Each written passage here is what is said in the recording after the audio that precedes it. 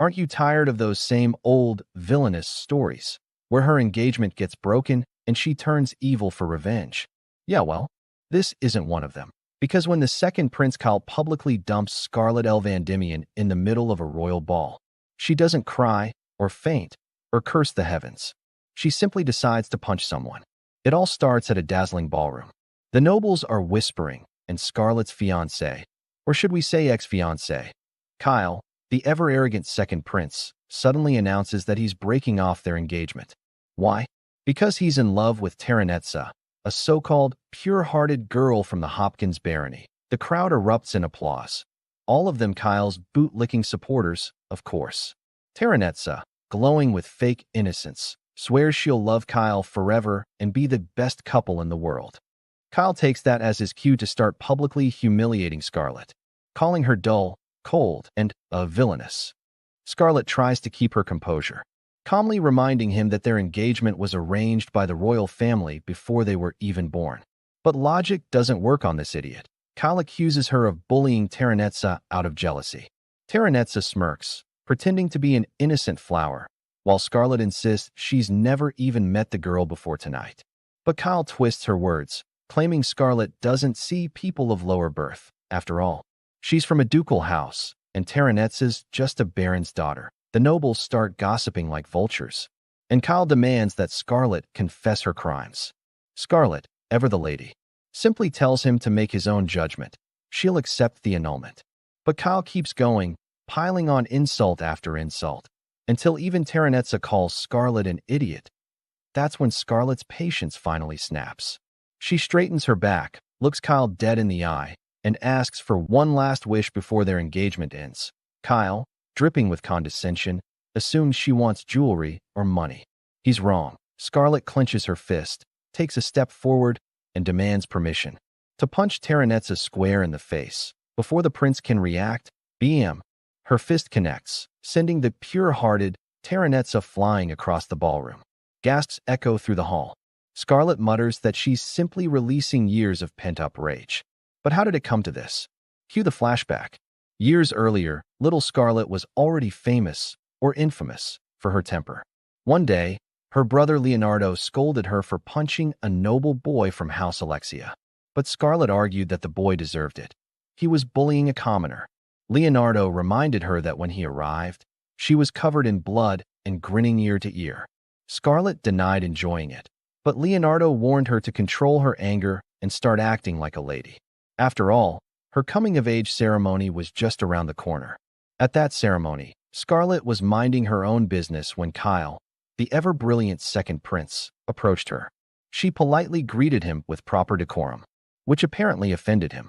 He called her stupid for being formal and demanded that she serve him. That's right, serve him. Scarlet nearly lost it right then and there. And that, ladies and gentlemen, was the fateful night she met the man who'd one day ruin her engagement announcement and her appetite for noble men. Years pass. Scarlet turns 15 and enters the Royal Academy. And guess who's still tormenting her? Kyle. Her father had instructed her to assist the prince at school. But Kyle took that as permission to treat her like his personal servant. One day, after class, Scarlet's friends invite her to dine with them. But Kyle bursts in, shouting and grabbing her by the collar, demanding to know why she hadn't bought him lunch yet. Scarlet calmly says she was about to, but that only enrages him more. He drags her away for punishment. Her friends try to intervene, but Kyle's followers block them. Now here's the kicker. Kyle's anger wasn't about food. He was just bitter because Scarlet was placed in the special curriculum, while he was demoted to common.so. Naturally, he decides to pull out a knife and threaten to cut Scarlet's silver hair as a trophy. Scarlet warns him not to, or she'll tell her father and have the engagement nullified. Kyle mocks her father, calling him a royal lapdog. That's when Scarlet's fist starts twitching again. But before she can punch him, a voice interrupts. From a nearby tree, a lazy but sharp voice says, "Take your lover's quarrel somewhere else." It's Julius von Poliston, the first prince. He jumps down, teasing Kyle for his behavior. Julius apologizes to Scarlet on behalf of his idiot brother, but Scarlet shrugs it off. She's used to it. Still, Julius confronts Kyle for bullying her.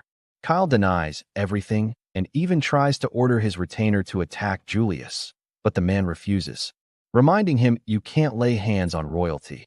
Humiliated, Kyle storms off, muttering threats. Scarlet thanks Julius, but he smiles and says, "Did I save you or him?" When she looks confused, he changes the subject, saying he was only up in the tree to escape his sycophants. Turns out the kingdom's in chaos. The noble faction wants to crown Kyle, while the true heir Julius is too strict for their liking. Julius says he doesn't mind being isolated, not when he's found something interesting. Cue dramatic wind, hair flutter, and Scarlet's deadpan expression. Yeah, she's not falling for it. The next day, the Academy posts aptitude test results. Julius ranks first, perfect scores across every subject. Scarlet? A bunch of 99s. Even when she outperforms her instructors. They call her sloppy. Julius strolls over, smirking, and whispers that getting a perfect score was easy. Scarlet's pride takes a massive hit, and she swears revenge through hard work. Cue montage of midnight training. Sweat, sword swings, and explosion magic. Soon, she retakes the top spot and beams with pride. Julius congratulates her, patting her head, saying he enjoyed watching her secret training. Her friends tease her, but Scarlet insists they're not close. The next morning, she ignores Julius completely. At lunch, again. After school?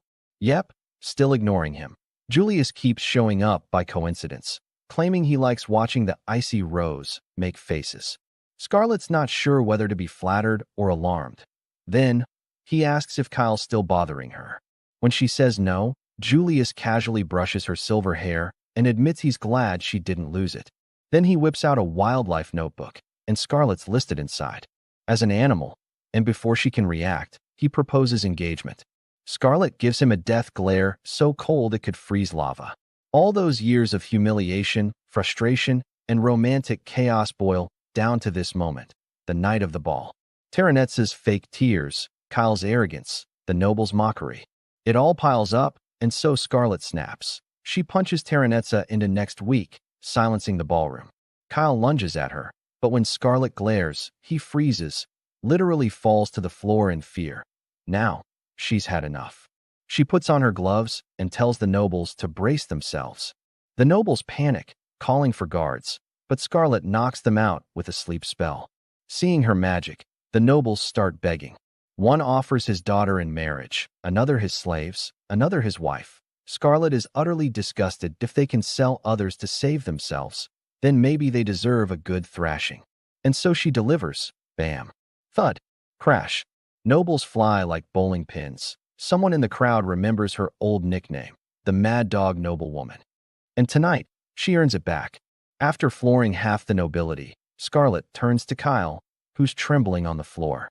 Just as she's about to land the finishing blow, her brother Leonardo rushes in, yelling for her to stop. But too late. Kyle's already airborne. From behind Leonardo, Julius appears, laughing softly at the scene. Scarlet, chest heaving, looks up and smiles for the first time in years, finally free of her rage. And that's how the so-called villainess became a legend. Not through scheming, not through tears, but through a righteous, well-deserved punch. That wrap, Scarlet feels a wave of relief seeing both the prince and the corrupted nobles lying on the floor. But that relief fades fast when she spots her brother panicking and the prince laughing like it's comedy night. Julius steps in, demanding an explanation. Why did she do it? Scarlet crosses her arms and calmly states that all the nobles present were knee-deep in crime, and instead of showing remorse, they bragged about it. So, she decided to educate them with her fists. When Julius asks for the real reason, she admits flatly, "They annoyed me, so I beat them up." Julius grumbles that it's unfair. He didn't even get to see the brawl live. Meanwhile, poor Leonardo is losing it. The decade-long peace is over, chaos is back, and he's stuck wondering how to break the news to their parents. Before he can spiral further, Scarlet's vision blurs, her strength drains, and she collapses on the spot. Days later, she's mumbling about hearing church bells and remembering Governor Cronoa's blessing. When Scarlet finally opens her eyes, she's greeted, not by flowers, but by an assassin with a dagger aimed at her face. Startled, she does what she does best, punches the assassin clear across the room. Hearing the noise, Leonardo rushes in, sighs at the sight, and mutters something about trouble as soon as she wakes up. Still, he grabs her hand, relieved she's alive. Scarlet apologizes for worrying him, but when he asks her to promise not to hit anyone again, she immediately rejects it. That's when Julius struts in, calling her Sleeping Beauty. He informs her that the royal family officially recognized the annulment of her engagement with Kyle. And Kyle's been disinherited too. Scarlet asks about her punishment, but Julius grins and says there won't be one. In fact, she's become a national sensation. Apparently, she's now hailed as a heroine, the bloody princess who delivered justice with her fists. Leonardo panics again, relieved the mad dog Noblewoman nickname is gone, only to realize she's got an even scarier one now. Julius goes on to reveal that the one who united all the corrupted nobles under Kyle was none other than the Prime Minister, Godwin Bene Carmine. Leonardo adds that someone's been helping the nobles behind the scenes, and they plan to crush the entire faction in one strike.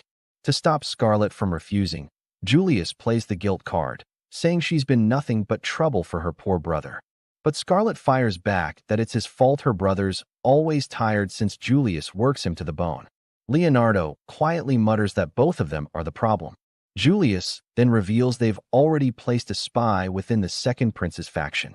He summons the spy, who turns out to be Sigurd Forgave, Kyle's former retainer.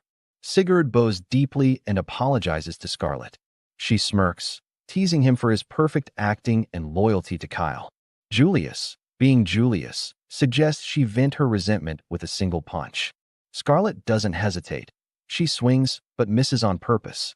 Seeing his resolve, she pats his cheek and forgives him for protecting her despite being under Kyle's command. Sigurd thanks her, visibly relieved. Later, Scarlet wanders off, deep in thought, wondering what her friends must think about the ballroom incident and how she'll explain it to them. She also hopes she can finally spend some peaceful time with them. But that peace ends fast when she heads to a warehouse to confront the maid assassin. When she gets there, she finds only a discarded maid uniform. Suddenly, a dog lunges at her. Instinctively, she flips it over and pins it down. Turns out, the maid was actually a beastkin named Nanica. Scarlet sighs, asking the dog to drop the act and return to human form. Cornered, Nanica transforms, and surprise, she is actually a he. He grabs a knife to finish the job, but Scarlet notices the slave crest on his body, forcing absolute obedience. She offers him a deal. She'll free him from the crest if he tells her who ordered the hit. Nanica agrees, if she can actually do it. Scarlet then tackles him and activates her blessing, reverse. She explains that every human is born with a god's blessing, but only a few can awaken and channel it. Her blessing comes from Cronoa, the god of time. She uses it to revert Nanica's body to its original state, a terrifying ability that even the royal family wants to keep under their control. The downside, it drains her life force. That's why she fainted at the ball. Nanica, awestruck, can't believe such power exists. Scarlet warns him to keep quiet, or else he will get punched. Nanica, grateful and honest, promises to protect her secret, saying beastkin always repay kindness. He then reveals the shocking truth. His master was none other than the Prime Minister, Godwin Bene Carmine, the same man who united the corrupted nobles. He ordered Nanica to assassinate her as revenge for punching his son at the ball. But the real mission wasn't to kill her. It was to spy on the Duke's family.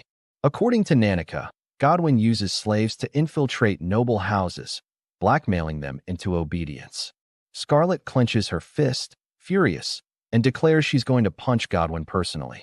Nanica desperately tries to talk her out of it, suggesting she leave it to her brother and Julius. But Scarlet refuses. If she's going to be a lady, then she'll handle it with her fists. Nanica finally tells her that Godwin visits a slave auction once a month, and one's coming up in a week. He asks her to take him along since he can blend in with the traders. Scarlet agrees. What she doesn't realize, though, is that Julius has been eavesdropping the whole time. 3 days later, Scarlet and Nanica make it to the slums. Scarlet immediately gets scammed into buying a rock for a gold coin, thinking it's mithril ore. Before she can explode, she senses something off and calls out Julius, who casually admits he followed her because he doesn't want to miss her roasting the entire slave auction. He also adds that he wants to see the kingdom's darker side firsthand before becoming king. then admits the real reason. He just wants to watch the chaos unfold. Suddenly, some thugs appear, and Scarlet's eyes light up like a kid on her birthday, ready to fight. But Nanica holds her back, suggesting they talk first. Nanica politely asks the thugs if they know a broker named Junk, offering a reward. But they refuse, mocking her for being the lady who paid gold for a rock. To make it worse, they beat up the kid and steal his coin. That's when Scarlet snaps. She crushes the rock in her hand and throws it at them, activates physical enhancement and acceleration, and charges straight in. Her first punch sends one thug flying. The second one's bones crack under her strike. She kicks the third so hard he flies off toward sky. When one of the thugs recognizes her, the cold eyes, the short temper, he realizes who she is. The Fist Princess, the nickname she has in the slums. Scarlet thanks him for remembering, then knocks him out anyway. Julius strolls up, teasing her that her face looks unsatisfied, like she didn't punch enough people. Scarlet glares at him, clearly tempted to fix that. Julius then says he'll handle the next part since Nanica's identity might blow their cover. A while later, Julius finds and interrogates the broker, Junk, and easily extracts the name and location of the traitor. When Scarlet asks how he managed that so fast, Julius proudly admits he just lied, said he knew Junk's crimes and could jail him for life. Scarlet praises his talent for deceit. Julius smirks and warns her not to underestimate him. The group then gathers to discuss how to infiltrate the upcoming slave auction.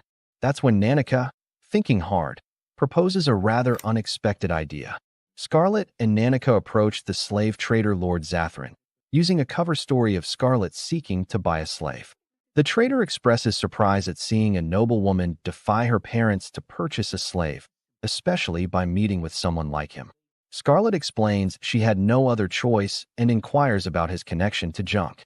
Zathrin clarifies they share no relationship, only a contract to deliver valuable slaves from the slums. Elves, dwarves, demons, or beastkin like the one she brought. Startled, Scarlet asks how he knew Nanica was a beastkin. Zathrin laughs, noting her appearance and the noble's habit of collecting rare specimens, chuckling at his own jest. Scarlet clenches her fist, ready to strike, but Nanica urges her to restrain herself. After his laughter subsides, Zathrin asks what kind of slave she seeks. Scarlet reveals she doesn't intend to buy one, but wishes to attend the slave auction in a week. Zathrin outlines the conditions. She must undergo a review and complete at least 6 slave transactions over half a year. Scarlet assures him she's prepared to pay any price. Zathrin declines her money, proposing instead that she offer her slave as payment. In return, he'll escort her as a distant relative. Smirking, Scarlet agrees if that's all it requires. She marvels at the brazen conduct of this forbidden trade, thriving openly in the city center among prominent nobles. Concluding their business, Scarlet praises Nanica's plan and its success. As they walk, she asks if he's certain of his decision, noting she might clear his slave crest but can't guarantee his safety inside. Nanica reassures her that Zathrin's demeanor suggests he won't be harmed, as he's slated for auction. Yawning from sleepiness, he transforms into a dog and dozes in Scarlet's arms. At their inn, Julius awaits, asking if she resolved matters without punching anyone. Annoyed yet compliant, she confirms she did, tucks Nanica into bed, and steps out for fresh air. Julius joins her, citing his own business on the streets. Merchants offer Scarlet jewelry and a fortune-telling, but Julius handles them. Finally, an apple seller presents an apple pie with a free apple. Julius buys 2, and they continue. Curious, Scarlet calls him my plainly dressed golden-haired lord and asks if he finished his business. Julius counters with my plainly dressed silver-haired lady, admitting he made it up. Frustrated, Scarlet punches a wall, wishing it were his face. Turning to return to the inn, Julius feeds her the apple pie. Addicted after the first bite, they sit on a bench to enjoy it. Scarlet asks how he knows the city. He confides it's a secret, revealing he often sneaked from the academy to explore, always wanting her to try the pie. Julius admits hating boredom, surrounded by greedy nobles currying favor since childhood, but found interest in Scarlet after Kyle assaulted her at the ball and left. He approached her, assuring her she needn't fear Kyle and could report to His Majesty. Her smirking reply, "Don't make me laugh, me afraid of Kyle?" intrigued him. Suddenly, he kisses her, confessing his feelings aren't traditional romantic love, but that she's dear to him above all. Back at the inn, Scarlet wonders if it was another tease or something more. The next day, Scarlet visits Zatharin to exchange Nanica for the auction permit. Zatharin, however, insists on verifying Nanica's beastkin nature. To satisfy his curiosity, Scarlet orders Nanica to transform. Seeing his beast form, Zatharin has no further doubts. Suddenly, Donovan bursts in, asking if Scarlet is the slave they're taking. Zatharin apologizes for his rudeness, correcting that she's a customer. Noticing Nanica's glare in beast form, Donovan assumes he's the slave, shackles his neck, and tries to drag him. Nanica resists. Furious, Donovan draws a whip to strike, but Scarlet grabs it, stopping him and offering advice on discipline. Zatharin warns her that Donovan, a former A-rank adventurer, requires Knight Captain-level skill to handle. Undeterred, Donovan tries to drag her with the whip, but she doesn't budge. Confirming Donovan isn't for auction, Zatharin calls him his bodyguard. Scarlet lifts and punches him, sending him flying. She frees Nanica's shackles, heals his wounds, and promises to stay strong until she retrieves him, offering to compensate for the broken window. She's surprised when a terrified Zatharin waves it off, asking only to set a meeting time for the auction, returning to the inn. Scarlet finds a familiar carriage outside. Leonardo emerges, annoyed, demanding an explanation. Julius sold her out. At the palace, Leo fumes at their recklessness, risking themselves despite their importance to the kingdom, especially Scarlet, a 17-year-old maiden with a notorious reputation. Scarlet escalates his worry by revealing the auction is in 2 days. Leo demands she return home, but she refuses, explaining that since her engagement ended, she's reverted to the mad dog Noblewoman. She questions why the rich prosper while the poor suffer, and why figures like Godwin and his faction evade justice. She finds punching greedy nobles deeply satisfying. Leo panics at her words, while Julius finds it amusing. Scarlet justifies it as the Duke's daughter, but Leo warns it'll ruin their house's reputation. He adds that Godwin may link to the Vanquish Empire, a neighboring Dragon Rider kingdom, with Godwin contacting the Redski Dragon's aerial core. Meanwhile, at Godwin's mansion, he meets cloaked figures, ordering them to eliminate her. One smirks and departs on dragons. Someone approaches with a strange weapon, a gift from Goddess Palmia. Godwin shows a pendant from her too, but the figure shoots him. It's Terranetza, explaining the weapon can defeat even the fiercest foes, urging him to use it against his enemy. The night of the grand auction finally arrives. Scarlet steps out of the carriage and thanks Zatharin for inviting her. Zatharin smiles and says it's his pleasure before handing her a mask to wear.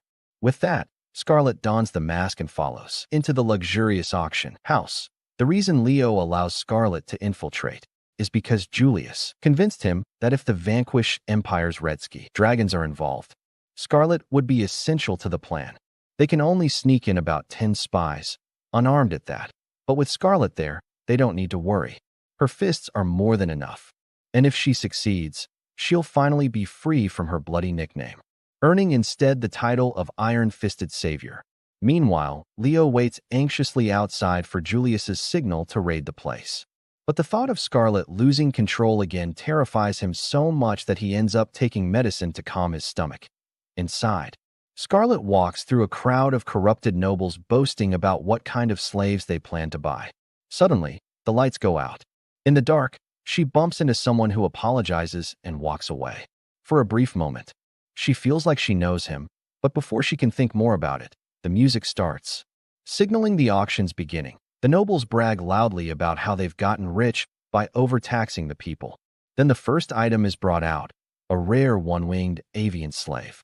Bidding erupts instantly. Julius suddenly appears behind Scarlet, checking in. "Found Godwin yet?" he asks. Scarlet shakes her head. "Not exactly, but I have a hunch where he might be." Julius warns her to hurry, because if she takes too long, the knights outside might storm the place and take her target away.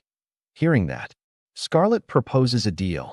Julius delays the raid, and in return, she gets to beat Godwin to her heart's content.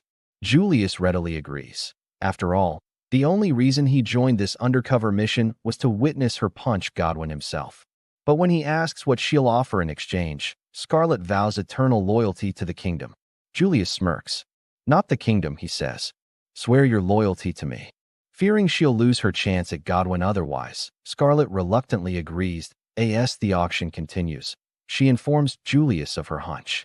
Together, they slip away, with Julius eager to witness what he calls a once-in-a-lifetime beatdown. Elsewhere, a mother is separated from her daughter to be sold. The little girl tries to follow, but Nanica stops her, promising everything will be all right. Back with Scarlet, Julius praises her for knocking out only the innocent guards rather than killing them. But when they reach Godwin's room, they're blocked by armed mercenaries.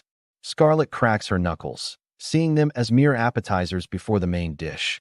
Meanwhile, the auction pauses for a short musical performance, perfectly syncing with Scarlet's fight as her punches land in rhythm, creating a strangely beautiful chaos. One mercenary flies through the air, crashes through the door, and Scarlet makes her grand entrance. Inside, Godwin's son Heine furiously recognizes her. Still humiliated from the ball incident, he calls upon thunder magic, but to his shock, Julius uses the royal seal to nullify all magic in the area. Godwin realizes what happened but refuses to believe the crown prince himself would be here, calling Julius an imposter and ordering his slave to kill them. That slave turns out to be Donovan. He raises his hand, but before he can strike, Sigurd bursts in and slices off Donovan's hand. Enraged, Godwin commands his guards to attack. Sigurd tells Scarlet and Julius to stay back, but Scarlet grabs him by the collar and warns him not to touch the nobles, because they're her punching bags. Instead, she tells him to fight Donovan, and Sigurd reluctantly agrees. Scarlet grabs a noble by the leg and spins him like a hammer throw, laughing as the room descends into chaos. Bodies fly everywhere. One even crashes through the auction floor below, causing total panic among the guests. Outside, Leo rushes in after not receiving Julius's signal, only to find his sister seemingly going on a rampage. Downstairs, Sigurd and Donovan continue their brutal fight. Julius finally calls for the knights, but Scarlet reminds him of their deal. She gets to finish Godwin herself. Julius promises he won't break his vow and that she'll get her wish. Leo, confused, overhears and thinks the vow they mentioned was a marriage promise. He bursts into tears of joy before refocusing and activating his blessing, clairvoyance. He scans the entire building and spots Godwin and Heine fleeing toward the roof. And to his shock, a dragon approaches from above too. That confirms it. Godwin has been conspiring with the Vanquish Empire. Scarlet suddenly removes her shoes and says it'll be faster that way. Then activates her blessing. Acceleration, triple burst. Time slows around her as she moves at inhuman speed, leaping from wall to wall until she bursts through the roof on the rooftop. She sees Godwin and Heine running toward the dragon. Heine arrogantly orders the rider to let them board, but the cloaked rider instead commands the dragon to attack. The beast's tail lashes out, but Scarlet descends just in time, stopping the massive strike with one hand. Impressed, the cloaked rider removes his hood and with a bold grin, declares that he's fallen in love with her. He proposes marriage on the spot. Scarlet responds with a clean punch that sends him flying like a ragdoll. The dragon tries to retaliate, but she subdues it effortlessly with one hand. The man returns, trembling but persistent, asking again for her hand. She punches and kicks him again, knocking him away, but he keeps getting up, still confessing. Scarlet finally asks whether his focus should be on her or on the man he came to kill. At that, his expression hardens. Scarlet reveals that she knows his true identity, the first prince of the Vanquish Empire, Alflame Rare Vanquish. Alflame admits it openly, saying he indeed came to kill Godwin. Godwin panics and screams in betrayal. After all the secrets he shared, Alflame now wants him dead? The prince coldly replies, "If you can sell out your own kingdom, how could I ever trust you with mine?" And hurls his spear. Scarlet kicks the spear midair, shattering it. "He's my punching bag," she says flatly. Alflame grabs her leg and, still obsessed, confesses his love again. Scarlet notices something strange. His body feels unnaturally hard. He explains that his blessing, metallization, from the god of steel meteor, makes him invulnerable to physical attacks. Scarlet smirks. "There's always a way," she says, pulling his head close. She switches to close quarters combat, grappling him and landing a flurry of brutal knee strikes to his face. For a moment, he thinks he's fine. Then his legs give out, and he collapses, gasping. Even as he kneels before her, he smiles, praising her for bringing him to his knees. Scarlet's had enough. She grabs him by the collar, activates acceleration, triple burst again, and launches him into the night sky as he disappears among the stars. Scarlet turns back to Godwin. Terrified, he begs for his life, apologizing for trying to have her killed and for plotting to use Terranisa to break her engagement. Scarlet freezes at the name, shocked to hear Terranisa and Godwin were working together. Furious, she demands the truth. Godwin admits that he never truly helped Terranisa. He only went along with her plan. In exchange for his life, he offers to reveal who she really is. And with trembling lips, he confesses a truth that shakes Scarlet to her core. Terranisa isn't from this world. She was reincarnated here, by the power of the goddess herself. As Scarlet confronts Minister Godwin, Zatharine rushes toward the underground cell, cursing his luck but still determined to recover his losses using the beastkin. Before he can reach Nanica, though, the Royal Knights show up and arrest him on the spot. Meanwhile, up on the roof, Scarlet faces Godwin directly. He tried to tell her that everything was part of Terranetz's plan, but Scarlet informs him she doesn't know what he is talking about, and she declares that she'll punish him herself. Panicked, Godwin tries to bargain for his life, claiming he can grant her any wish within his authority. Scarlet's answer is sharp and mocking as she tells him she wants a shifty-eyed, pointy-nosed, well-padded punching bag. The words hang for a second, and as he laughs, the realization dawns. She's describing him, trapped and powerless. Godwin freezes, while Scarlet tilts her head slightly, her expression calm, yet merciless. She whispers her spell, overclock, and suddenly, time slows to a crawl, everything 100 times slower, while she alone moves freely. Her first strike lands for the kingdom's subjects, carrying the weight of every soul he had exploited. The second smashes down for the slaves whose bodies and spirits he had broken. The third for Nanica, avenging how he had toyed with her fate. And the fourth, purely her own, a raw burst of fury meant only to pummel him senseless. When time returns to normal, the full force of her blows erupts all at once, sending Godwin's body crashing violently between the walls. Scarlet steps back, breathing hard, watching the destruction with grim satisfaction. But the cost is clear. Her power's overuse drains her completely. Her fists drip with blood, her silver hair darkens, and she thinks bitterly that her brother would scold her again for pushing herself too far. Just as her vision begins to fade, someone catches her before she falls, thinking it's her brother, only to find Prince Julius holding her. Using his magic, he heals her wounds while marveling at the devastation around them, astonished that a mere human could fight with such strength. Moments later, Nanica, Leonardo, and Sigurd rush in, panic written all over their faces.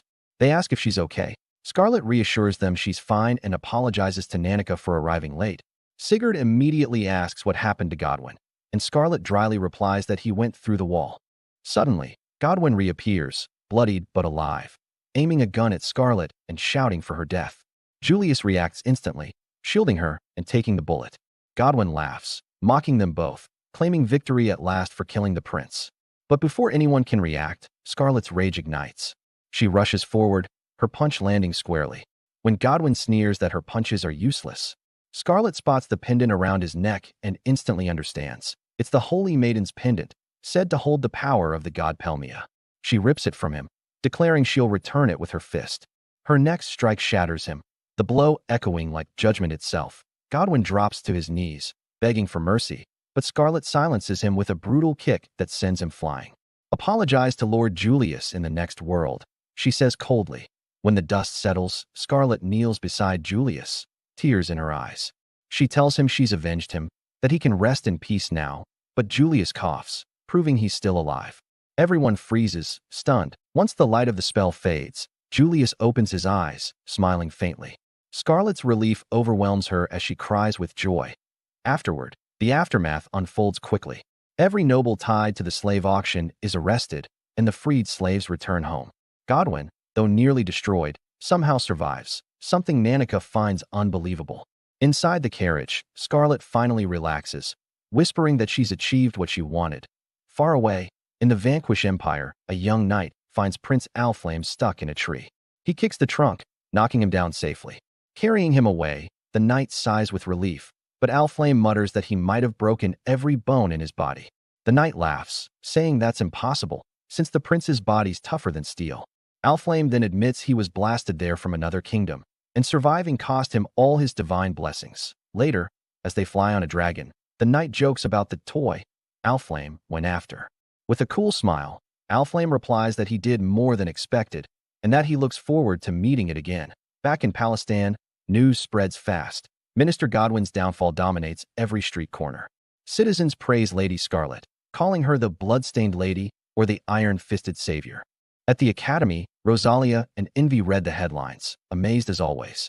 They joke about reporters digging into Scarlet's personal life, what pets she keeps. Rosalia teases that a graceful white cat would suit her, while Envy imagines a loyal black dog to match her strength. Meanwhile, Scarlet's busy training her new dragon. From behind a pillar, Nanica peeks shyly, watching her with quiet admiration. The butler, Cervantes, approaches to report that the item she requested is now being sold in town. He's unsure if it'll sell well, but Scarlet assures him it will. After all, Prince Julius seemed fond of it. Cervantes smiles faintly and adds that Nanic's been staring at her for quite some time. When Scarlet calls out his name, Nanica transforms into his small beast form and jumps into her arms like an affectionate puppy. The maid sighs, scolding him, reminding them they're expecting guests soon. Meanwhile, deep in the royal prison, Terranetza walks the dark corridors, her goal clear: rewrite her own ending. When the guards challenge her, a flick of magic clouds their minds, letting her pass unhindered. She finds Godwin imprisoned, desperate for release. Promising loyalty to the goddess Pelmia in exchange, Terranetza listens coolly, acknowledging his part in spreading communism, the false religion of beauty and pleasure. When he eagerly confirms, she touches his face, casting a spell that leaves him drooling and delirious. She sets a vial of poison beside him, a final farewell, and leaves him to die, already setting her sights on her next target, the villainous Scarlet L. Vamian. Later, Sigurd reports that Godwin died from poison. Julius doubts the story, noting that a man like Godwin wouldn't take his own life. Leonardo agrees, mentioning that Terranetza remains unaccounted for. Their talk turns to religion, Pommunism versus Dianism.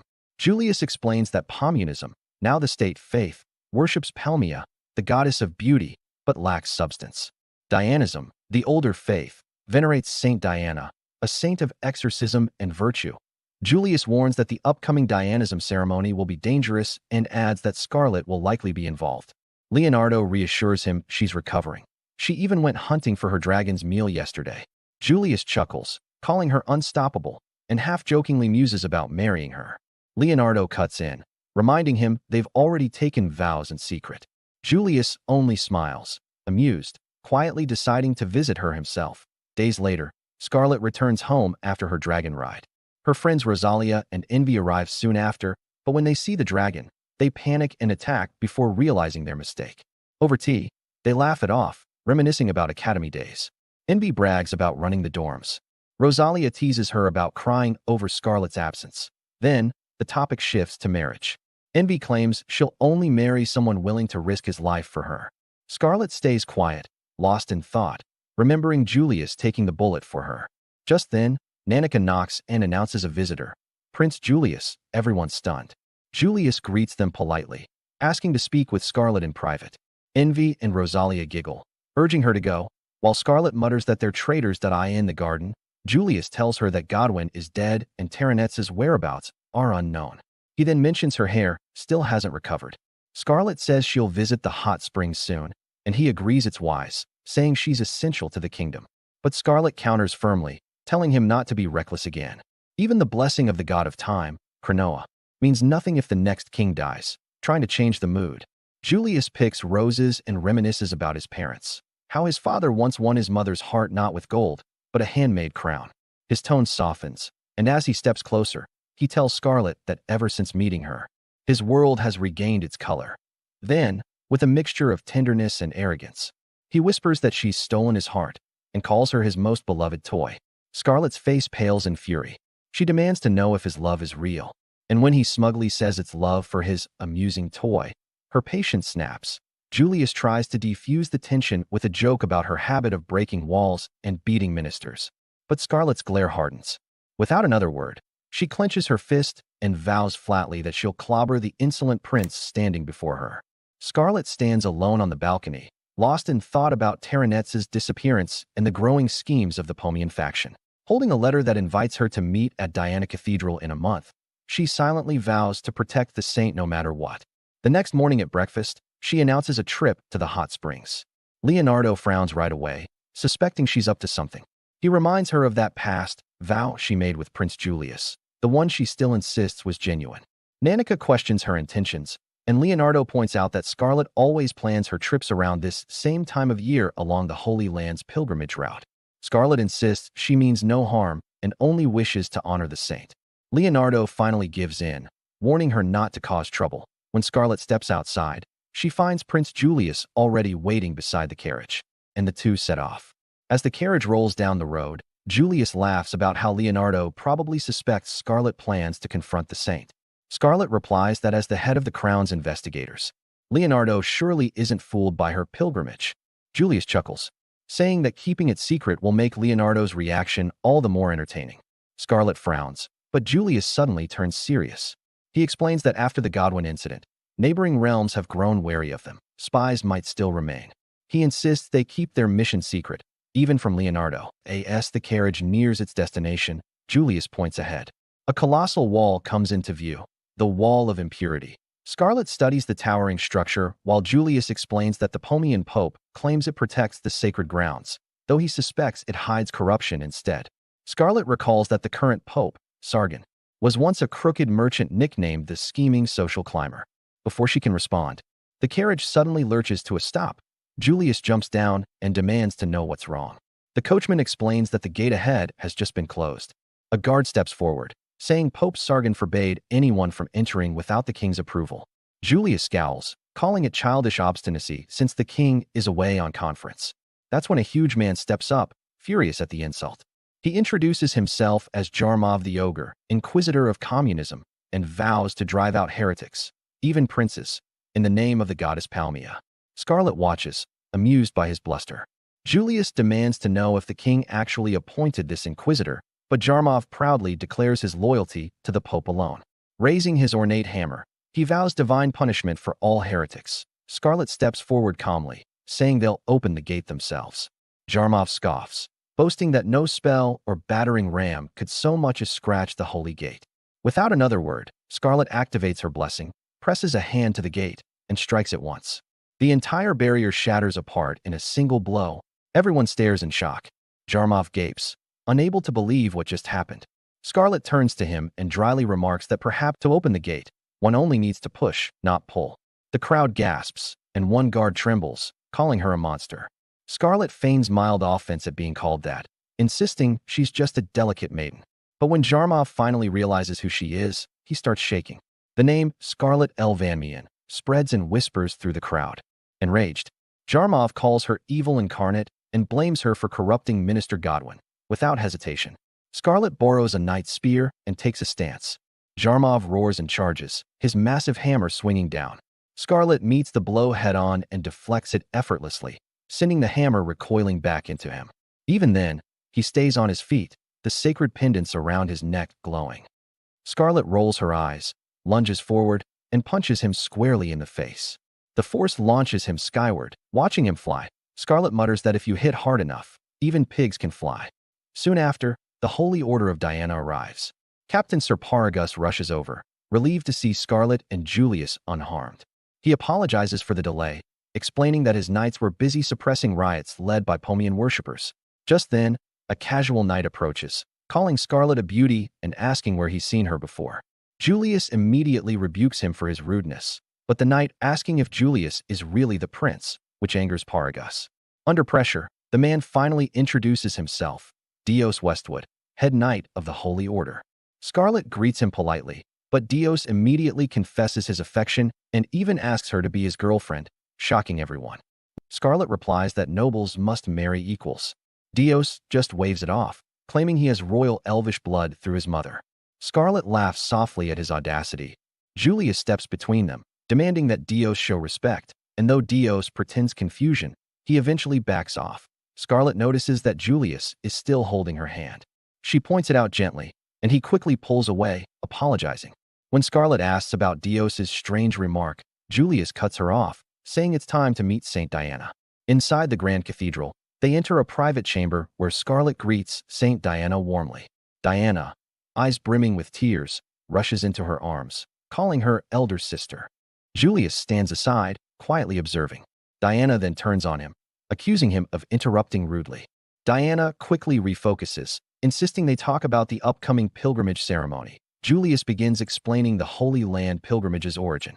Centuries ago, a demon king unleashed monsters across Piston.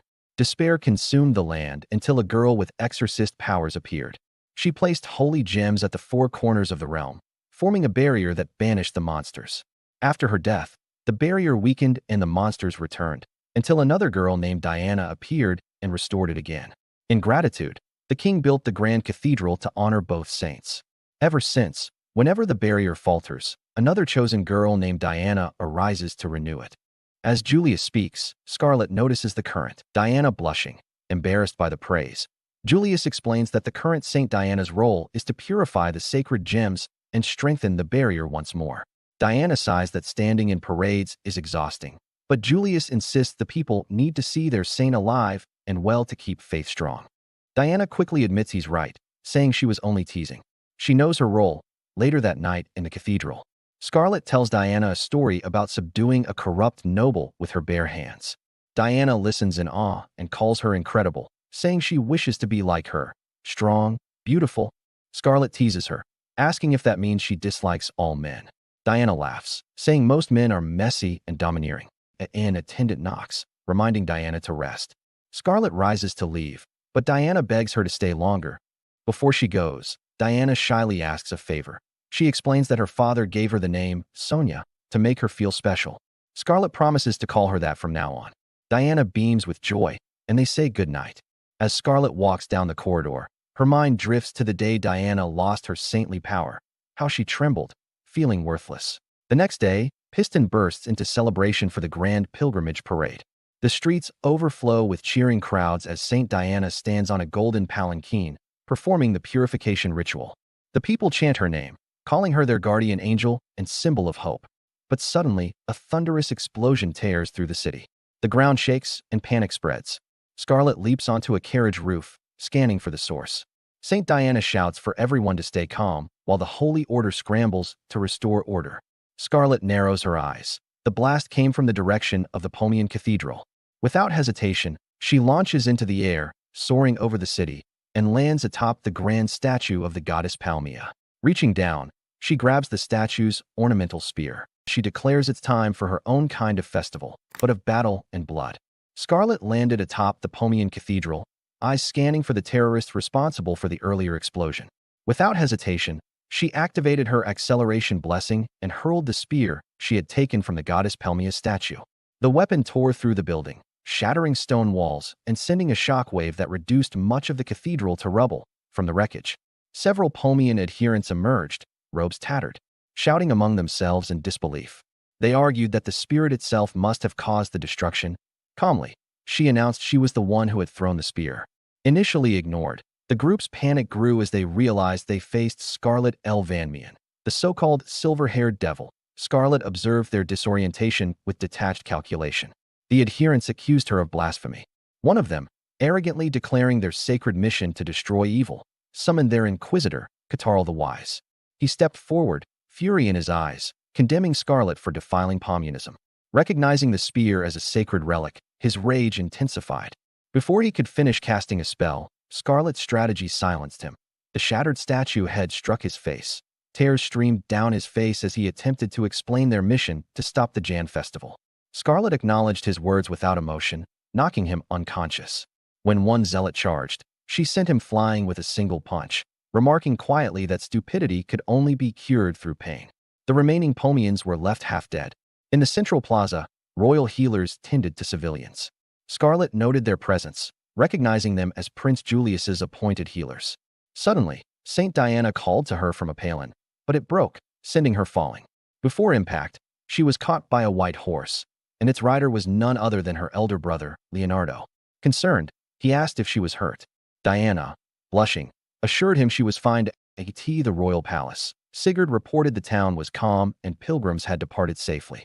Prince Julius warned that Pomians might still have prepared traps and tasked Sigurd with infiltrating their ranks, warning of a possible spy among the pilgrimage. Sigurd pledged compliance. Scarlet and Leonardo joined the pilgrimage. Leonardo questioned why Scarlet had accompanied them. She replied simply that she had witnessed the Pomians' wrongdoing and had postponed her hot springs trip to assist.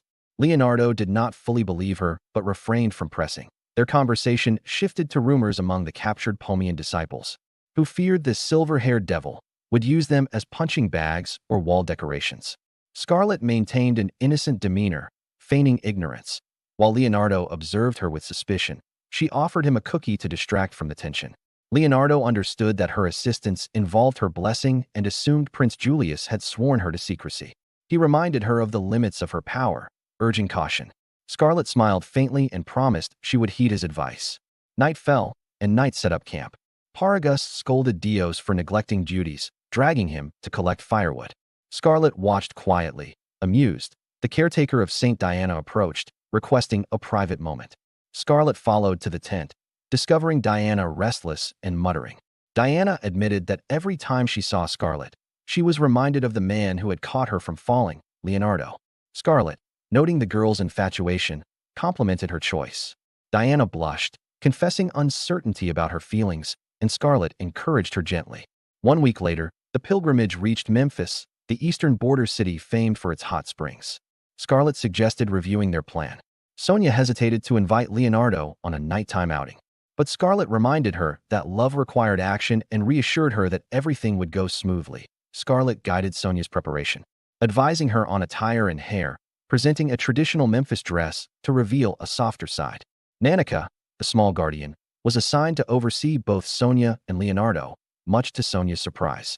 Scarlet acknowledged Nanica's loyalty while teasing him, instructing Sonia to act naturally. That evening, Sonia invited Leonardo to tour the city. Hesitant at first, he accepted after remembering Scarlet's advice. Watching from a distance, Scarlet monitored the situation, satisfied with the unfolding plan. As Scarlet explored the city, she encountered Julius, who arrived unexpectedly. Their conversation turned to local adventurers, and Scarlet reminded him of the Lionthrope incident from the slave auction that a commotion broke out at a nearby shop. An adventurer, enraged from losing a bet, began smashing merchandise. Scarlet judged him fit for her intervention. Julius bought all merchandise, giving her the green light. With lethal speed, she neutralized the adventurers, noting their boastful claims with contempt. Meanwhile, Leonardo guided Diana through the festival. She struggled with a goldfish scooping game, and he gently assisted her. She admired small accessories, and they ended up wearing matching cat-shaped headbands. Moments of light-hearted joy were interrupted by drunken men, prompting Leonardo to shield Diana. She reflected on her own perceived shortcomings compared to Scarlet, and Leonardo reassured her of her value to the kingdom. Their moment was shattered by a distant shout celebrating a silver-haired lady. Leonardo realized Scarlet was at the center of the disturbance and quickly instructed Diana's safe return to the inn before sprinting toward the commotion. Diana watched him leave, lamenting her own inability to act as her sister could. The Holy Knight Order of Dianism patrolled nearby streets. Dios accepted food from a grateful shopkeeper, despite Paragus's warnings.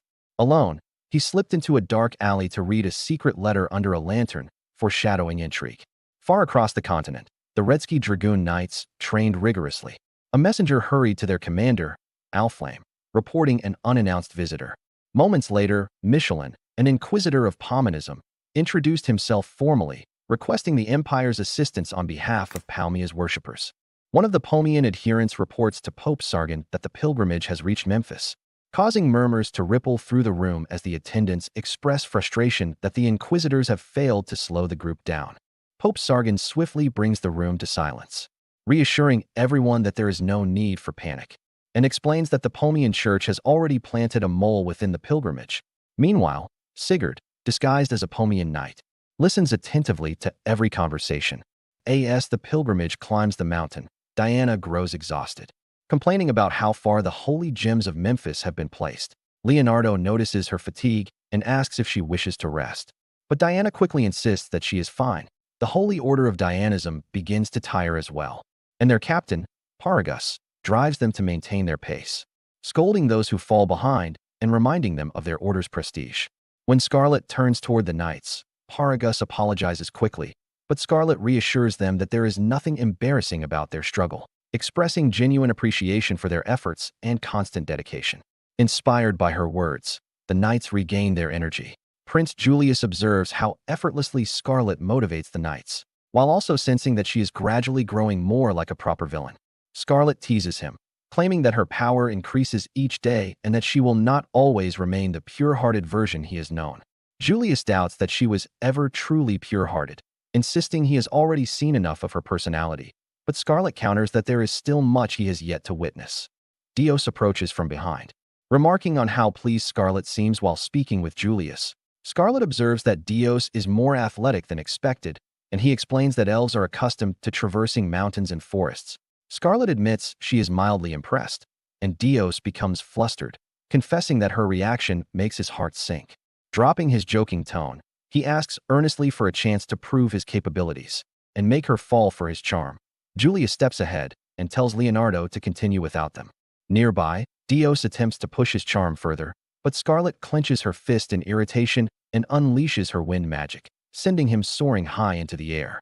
Once the group finishes setting up their tents, Paragus orders the Holy Order of Dianism to take their positions, which the knights promptly obey. Leonardo inspects the nearby holy gems and is shocked by the corruption that has accumulated in just 1 year. Scarlet approaches the tent, and Leonardo reminding her that it is reserved for the saints' changing quarters. Scarlet confidently declares that this is exactly where she must be, as it is time for her to perform her role as a saint. A priest informs her that ceremonial clothing has been prepared and that they will assist with the ritual purification. Leonardo mutters to himself about Scarlet's involvement in something strange once again, his thoughts briefly turning to their parents. Scarlet thanks the priest and steps forward. Julius urges her to explain, and Scarlet clarifies that Dianism does not rely on a single saint. Both she and Diana are saints, though only one is publicly acknowledged. Since the 3rd generation, protectors of Piston have always consisted of 2 people, their blessings coming from Cronoa. One saint removes impurities from the holy gems, while the other restores the barrier. Scarlet plans to use Cronoa's blessing to reverse time, cleanse the impurities, and extend the barrier's lifespan. She begins the rite of purification, activating her blessings and gradually clearing the holy gem. Diana watches in awe, amazed by Scarlet's abilities. Scarlet continues, reversing time around the holy gem, causing impurities to flow backward and disappear. Leonardo is stunned, and Julius explains that while all blessings from Cronoa are valuable, Scarlet's ability to reverse time is extremely rare and crucial. To prevent other nations from discovering this power, the royal family hid that she was a saint. Leonardo admits that this explains many things, including why his mad dog Noblewoman's sister was chosen to be engaged to Prince Kyle and why Julius maintains his connection to her. After the ritual, Diana approaches Scarlet, congratulating her and offering help with changing out of her ceremonial outfit. And Diana admits feeling useless during this year's pilgrimage. Scarlet embraces her gently, vowing to restore her power and expressing excitement for Diana's role in the coming year. From the nearby woods, Dios watches silently, his expression dark and unsettling. The group settles for the night, and Julius receives an urgent transmission from Sigurd, who reports that their efforts have been compromised and warns of a potential traitor, implying multiple infiltrators may be involved. By morning, Julius remains preoccupied, and Leonardo notices. Julius recalls that Scarlet dislikes the cold, and Scarlet complains that striking anyone becomes unpleasant when she cannot feel her hands. Julius urges her to endure until they reach the Lord's manor. Upon arrival, the estate is silent, and Scarlet notes they are clearly unwelcome. Julius demands an explanation from Count Patrick, who claims the pilgrimage was a deception orchestrated by someone posing as a saint and insists that the funds belong to him personally. Paragus protests, and Leonardo warns that obstructing the purification places the kingdom at risk. The Count dismisses their warnings, revealing Piston's newly adopted guardian, the Pomian Saint Terranetza Hopkins. Terranetza focuses on Scarlet, expressing her anticipation for confrontation. Scarlet recalls their encounter at Prince Kyle's ball, and the Pomian adherents react defensively, insisting they have not forgotten the humiliation Scarlet inflicted. Terranetza abandons restraint, releasing her charm-based magic that immediately controls her adherents. Terranetza confirms this is her charm blessing, the same used previously on Prince Kyle. Scarlet reflects that while she considered Prince Kyle foolish, his public breaking of the engagement now makes sense. Terranetza mocks Scarlet further, claiming she will turn everyone present into loyal followers. Scarlet notes that the charm does not affect women, and Terranetza dismisses the limitation. Scarlet's excitement rises at the thought of striking her. Terranetza commands her enchanted followers to attack Scarlet, but Leonardo and Julius intercept them. Scarlet chants a spell to put the attackers to sleep, but one nullifies it with a silent spell. Pope Sargon directs subordinates to proceed, restraining Scarlet in iron chains. But Scarlet breaks free, shocking everyone. She nullifies the binding spells with her red crystal earrings, strikes Pope Sargon's son and multiple attackers, and subdues additional opponents. Isabella, an inquisitor of communism, attempts to protect Terranetza, but Scarlet evades her and knocks her out with a single kick. Terranetza, terrified, collapses, and Scarlet prepares to strike, but a barrier forms around her. Diana screams as Dios appears, holding her hostage and revealing himself as a Pomian spy and inquisitor. He demands a saint-for-saint exchange. Leonardo agrees, and Diana is released safely. Scarlet withdraws as Dios escapes with Terranetza, who taunts her before disappearing. Scarlet collapses from overexertion, and Julius reassures her that everyone else is safe.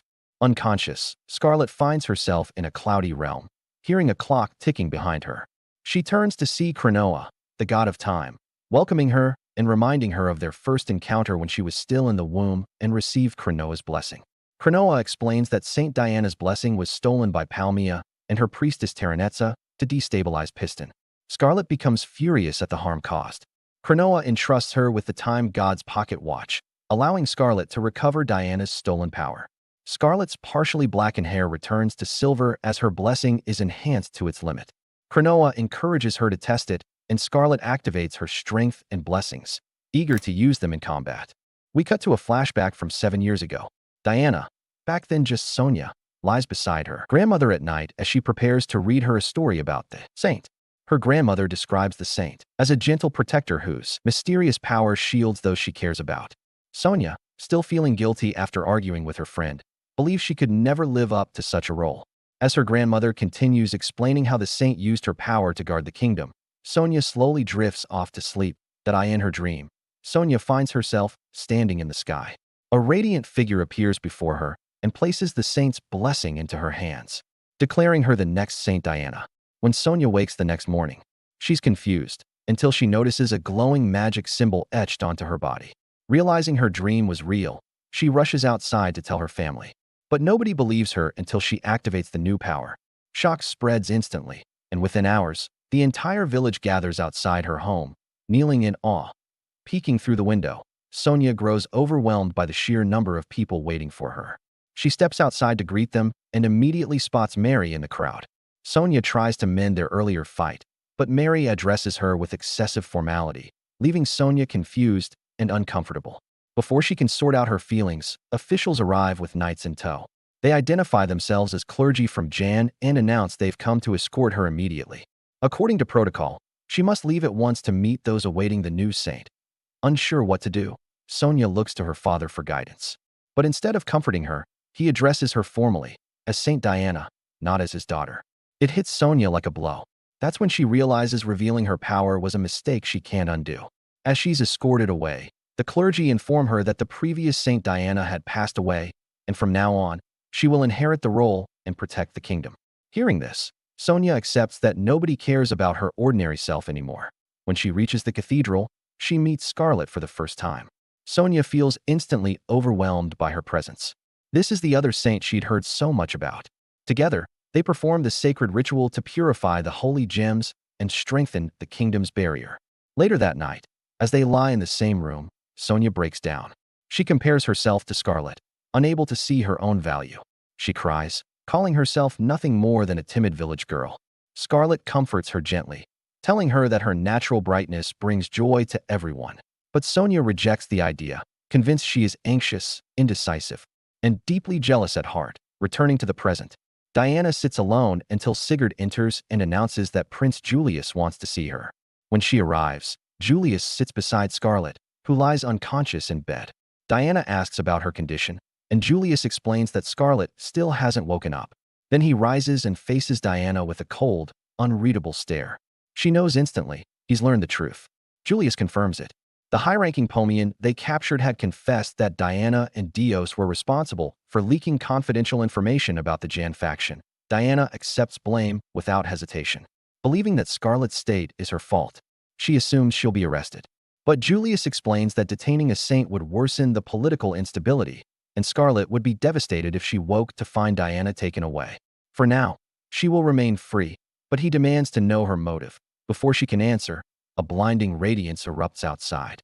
A massive pillar of light shoots upward from the direction of the holy gems. Leonardo, witnessing it, recognizes the sight instantly. The holy gems have been completely destroyed. Terranetza stands among the radiant fragments, welcoming the destruction as her followers cheer around her. Nearby, Nanika hides behind a tree, observing everything. He realizes the individuals surrounding Terranetza are Pomians. Moments later, Pomian inquisitors arrive. They kneel and praise Terranetza, reporting the success of their latest mission. Terranetza acknowledges Lord Avelin, Lord Baroque, and the Eldrin Empire's paladins of immaculate divinity for their cooperation. Baroque mentions that their ally, Elder Michelin, headed toward Vanquish but has yet to return. Ein asks about Falconia, and Baroque confirms the mission there proceeded as planned. Ein assumes Vanquish will accept Pomian aid, given their long-standing conflict with Piston. Nanika realizes the situation is far worse than anyone expected. Knowing Scarlet must be warned, he prepares to flee, but Avelin senses him and points him out. Terranetza stops him from killing Nanika and instead uses charm magic. Nanika tries to resist, but the spell overwhelms him. As he collapses, his last thought is regret that he failed to warn Scarlet. Back at the Count's territory, Leonardo reports that the barrier has cracked and an enormous horde of monsters is already advancing towards Snowend. Leonardo warns that Snowend's troops won't survive the assault. Julius immediately orders the Holy Order to assemble and evacuate the town. They scatter across districts, alerting civilians and escorting everyone towards safety to in the midst of the chaos. Sigurd brings even worse news. The Holy Empire of Elder and the Principality of Falconia have declared war on Piston. Julius acknowledges the severity of the situation. After assessing everything, he orders Leonardo to return the garrison and both saints to the capital once evacuation is complete. Before leaving, he looks back at Scarlet's window. Diana watches from the window, noting the tension outside. Overwhelmed by regret, she lies beside Scarlet, wishing none of this had ever happened. Tears spill as she convinces herself she can no longer make anyone smile. Just then, Dios slips into the room. With Julius and the others gone, it was easy for him to sneak in. Diana immediately tells him she's done being a spy. She refuses to provide information to the Pomians ever again. Dios reminds her why she betrayed the Jan faction in the first place. Diana recalls the moment priests declared her blessing lost forever. Even with the sacred staff of the previous Saint Diana, they spoke of her as though she were useless and already considered replacing her. Humiliated and devastated, she nearly shattered the staff in rage. That's when Dios first approached her, introduced himself as a new member of the Holy Order, and asked if she wanted her blessing back. Diana dismissed it, knowing blessings were divine and impossible to restore. But Dios produced a barrier identical to a saint's blessing, stunning her. He revealed he was a Pomian spy and that the barrier came from a gem created by Pelmia's priestess, capable of restoring her power completely. Diana understood the stakes. Without her blessing, monsters would break through the barrier and people would die. Dios made his offer: leak 1 year's worth of confidential Jan information, and he would help her regain her blessing. Diana was horrified by the idea of betraying the kingdom, but the thought of being needed again struck her deeply. Still, she made one condition: none of the information she provided could be used to hurt people. Now, in the present, she refuses to continue. She wants to live like Scarlet does, honestly, courageously, and with pride. Hearing this, Dios steps towards Scarlet with cold intent. If Diana won't cooperate, then removing Scarlet would solve everything. Diana lunges at him with a dagger. He blocks her easily, and Dios can't help but smirk. She still has fire left in her. Suddenly, a surge of power floods the room. Scarlet awakens, her blessing activating instantly. She sends Dios flying straight through the wall and out of the room entirely. Amid the debris, Scarlet stands fully awake, almost refreshed by the dramatic entrance. Overwhelmed, Diana nearly collapses with relief. Scarlet checks on her gently, calling her Saint Sonia. On the road back to the capital, Julius reflects on everything that happened during the pilgrimage. The gem's destruction and the declarations of war all occurred while they were gone. He strongly suspects Pomian involvement. He also fears Vanquish might use the chaos to invade. Before he can finish, a vanquished Redsky Dragoon suddenly lands in their path. Julius makes a dry remark about needing white cloth, half serious about surrendering. The knight dismounts, apologizes for crossing the border unannounced, and introduces himself as Vice Captain Jin of vanquished Redsky Dragoons. He carries a message from Prince Elflame, addressed directly to Julius.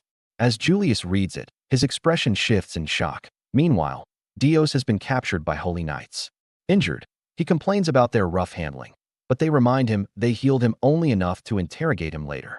Scarlet appears. She asks to question Dios alone.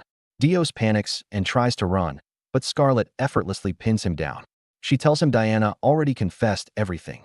Dios demands to know what more she wants. But Scarlet says she wants his true feelings. She recalls how, during the festival when Diana collapsed, he was ready to rush to her side. Hearing this, Dios finally breaks. He admits the truth. Diana is his half-sister. Dios explains that his mother was an elf and his father human. He never told Sonia. He learned of her existence when he confronted his father, planning to unleash his anger. Instead, he found a cheerful, confident little girl whose smile disarmed him instantly. Her spirit, her warmth, her liveliness made him feel a bond he'd never felt before. Watching him speak, Scarlet realizes instantly. He looks like someone completely devoted to his little sister. Dios explains that everything he did was to protect Sonia's happiness. He joined the Pomians because he couldn't bear to see her broken after losing her blessing. But now that Sonia no longer wants that power, he intends to betray Pomia as well. To prove his sincerity, he reveals secret Pomian information known only to Inquisitors. To his shock, Scarlet immediately destroys the document. Dios panics. Thinking it was his only chance, Scarlet grabs him by the collar. She tells him that trust can't be regained with a single sheet of paper. If he wants forgiveness, words mean nothing. What matters is opening his heart honestly. Scarlet remembers her conversation with Diana, who openly confessed everything. She acknowledged her mistake and accepted it. Scarlet told her that when everything ends, she must apologize and accept whatever punishment awaits. But for now, she must do her duty as Saint Sonia. Diana wiped her tears and agreed. Scarlet reaffirmed her belief in her, telling Dios that Saint Sonia is far stronger than he thinks. As monsters close in on the city, the Holy Order of Dianism rushes through Snowend, guiding citizens to safety while Leonardo takes command. He orders everyone to wrap up preparations and move toward the capital as fast as possible. Scarlet stands alone beside a quiet lake.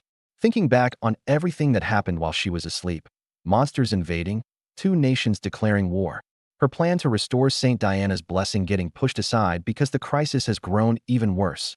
She senses someone behind her and turns to find Julius. She remembers hearing he had gone to the capital and wonders when he returned. Julius explains he came back recently after finishing his work and even tries to lighten the mood by suggesting they play catch. Scarlet isn't in the mood and assumes things must have been hard for him, so she pats his head to comfort him that a beast ear instantly pops up on his head. Scarlet immediately notices something off, because another Julius is standing behind him. When he panics and turns around, Scarlet chops the back of his neck and knocks him out. She identifies the fake Julius as Nanica in disguise, an illusion used by Beastkin, and realizes Nanica was being controlled by charm power. Despite the situation, she feels relieved to have her servant safely back. Nanica wakes up confused on Scarlet's lap. Scarlet tells him they're almost at the castle. He apologizes for being under charm blessing, then suddenly remembers the Pomian plot, Pomians cooperating with other nations and stealing the holy gem. Scarlet stays calm and says they're about to attend a strategy meeting anyway, with Terranetza, the Pomians, and the allied realms all involved. Scarlet quietly thinks that several of them deserve to face her strength. Julius explains that Piston is surrounded on all sides, Falcanian North, Eldrin West, Vanquish East, Lindbergh South. Scarlet notes that all four possess larger territory and stronger armies. Julius continues, the Holy Gem of the North was destroyed, and immediately Falcania and Eldrin declared war. Monsters poured in through the breached barrier, around 50,000 total.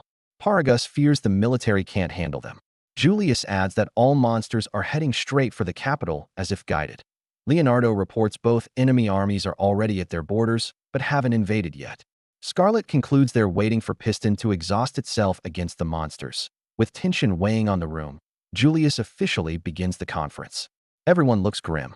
He asks why they're acting like they're at a funeral. He then reveals good news. A faction wants to take advantage of Piston's dire situation and offer help. He introduces Alflame Rare Vanquish, Crown Prince of the Vanquish Empire. Leonardo is stunned, reminding everyone this is the same man who manipulated Godwin. Scarlet requests permission to speak and calmly explains that Julius must have had his reasons. Alflame gives her a playful wink. Julius explains nationalism must outweigh personal feelings. Alflame clarifies the Vanquish Empire itself isn't involved. He alone is offering support. He mocks the idea they expected the entire Vanquish army to march for them. Sigurd nearly draws his sword, but Julius stops him. Scarlet tells Sigurd that in matters like this, they shouldn't end it with a single strike. They should attack from all sides. She then punches Alflame so hard that he crashes through the table. Jin immediately steps forward, explaining he expected trouble from Alflame and came to act as negotiator. Jin explains the Vanquish Empire doesn't pass down the throne by blood. Only the strongest becomes emperor. Alflame says he would never lose in a one-on-one fight, but securing the throne could plunge the empire into war. Julius concludes Alflame wants Piston's support for his claim. Alflame confirms it. Julius, however, argues that the enemy forces are too massive for Alflame alone. Alflame smirks and says he didn't come alone. A soldier bursts in. 1,000 dragons are flying above the capital. Alflame says they're the Redsky Dragons, an elite air force capable of wiping out 50,000 monsters. Paragus is shocked. Julius smiles but questions how much 1,000 dragons can truly handle. Alflame explains that these dragons have been fighting terrifying beasts from the demon continent non-stop. Julius agrees that monsters can't be reasoned with and admits that Piston lacks the strength to win through force, but says they have a different strategy. Alflame asks if Julius wants to negotiate with the two warring countries. Julius reveals Lindbergh already promised neutrality. As for the others, he hopes Alflame has intel. Alflame reports spotting a small mixed scouting team of elves and beastkin in the northern forest. The group was surprisingly small for a nation preparing for war. Scarlet finds the explanation exhausting. Julius says Falcania never cared for expansion, so their aggression must be influenced by someone else. Meaning, they might be willing to negotiate if Falconia withdraws. Elder might reconsider too. Scarlet concludes they should negotiate a ceasefire while handling the monster invasion.